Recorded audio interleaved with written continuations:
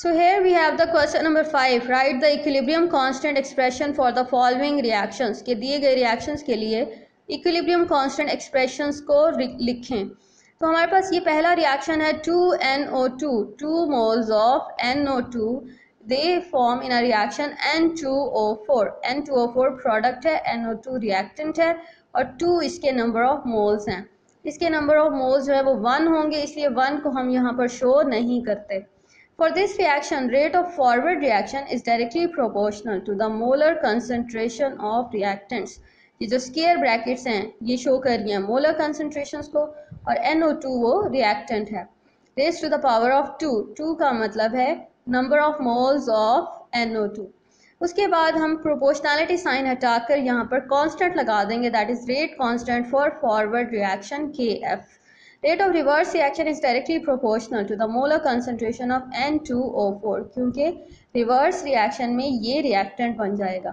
तो इसलिए हमारे पास जो है, और यहाँ पर आप देख रहे हैं कोई पावर का साइन नहीं है क्योंकि यहाँ पर 1 को हम शो नहीं करते. फिर उसके बाद प्रोपोर्शनैलिटी साइन हटाकर हम कांस्टेंट लगा देंगे, the rate constant of reverse reaction. Equilibrium state पर आपको मालूम है rate of forward reaction becomes equal to the rate of reverse reaction. And in this case, when we put the values of rate of forward reaction and rate of reverse reaction, तो हमारे पास constants को हम एक तरफ ले जाएंगे और variables को हम इक्वेशन के दूसरी तरफ ले आएंगे.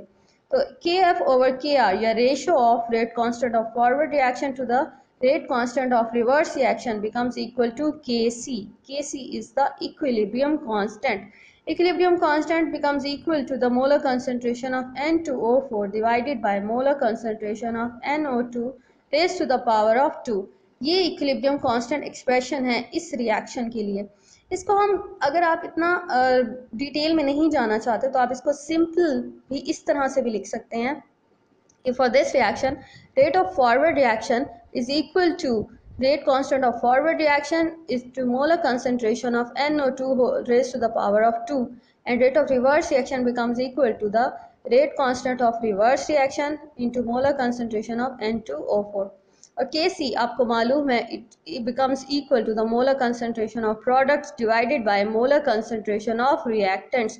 तो इसमें आप देख रहे हैं products क्या हैं, N2O4 divided by reactants की molar concentration क्या होंगी, NO2 raised to the power of 2. 2 का मतलब है number of moles. Here we have the second reaction PCl3 when combines with Cl2 in a reversible reaction it forms PCl5. इस reaction में आप देखेंगे rate of forward reaction is equal to the rate constant of forward reaction into molar concentration of PCl3 multiplied by molar concentration of Cl2. उसके बाद rate of reverse reaction becomes equal to the rate constant of reverse reaction into molar concentration of PCl5. ये PCl5 product है. उसके बाद Kc is equal to the molar concentration of products divided by molar concentration of reactants. तो इसमें products क्या हैं, PCl5 की molar concentration numerator में आएगा divided by molar concentration of reactants जो हैं वो डिनोमिनेटर में हम शो करेंगे, दैट इज PCl3 की और Cl2 की कॉन्सेंट्रेशंस. और यहाँ पर आपने प्लस का साइन कभी नहीं लगाना क्योंकि ये जो कॉन्सेंट्रेशंस हैं ये आपस में मल्टीप्लाई होती हैं. So here is the C reaction, that is 2SO2 plus O2 in a reversible reaction it forms 2SO3. इस रिएक्शन में क्या होगा कि हमारे पास rate of forward reaction is equal to KF. KF is the rate constant for forward reaction into molar concentration of SO2 into raised to the power of 2. Raised to the power of 2 का मतलब है number of moles of SO2 multiplied by molar concentration of O2. और इसमें कोई power नहीं है क्योंकि इसके number of moles 1 है. Rate of reverse reaction is equal to KR. KR जो है rate constant of reverse reaction into molar concentration of SO3 raised to the power of 2. 2 इसके number of moles हैं. Kc is equal to molar concentration of products divided by molar concentration of reactants. So Kc is equal to products क्या हैं, SO3 raised to the power of 2 divided by SO2 जो कि reactant है into molar raised to the power of 2 multiplied by molar concentration of O2. ये equilibrium constant expression है for this reaction.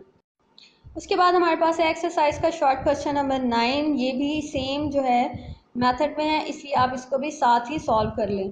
H2 plus I2 in a reversible reaction, it forms 2HI. For this reaction, rate of forward reaction is equal to Kf into molar concentration of H2 into molar concentration of I2. I2 और H2 reactants हैं. Rate of reverse reaction becomes equal to Kr into molar concentration of hydrogen iodide raised to the power of 2. 2 जो है वो hydrogen iodide के number of moles हैं. Kc is equal to molar concentration of products divided by molar concentration of reactants.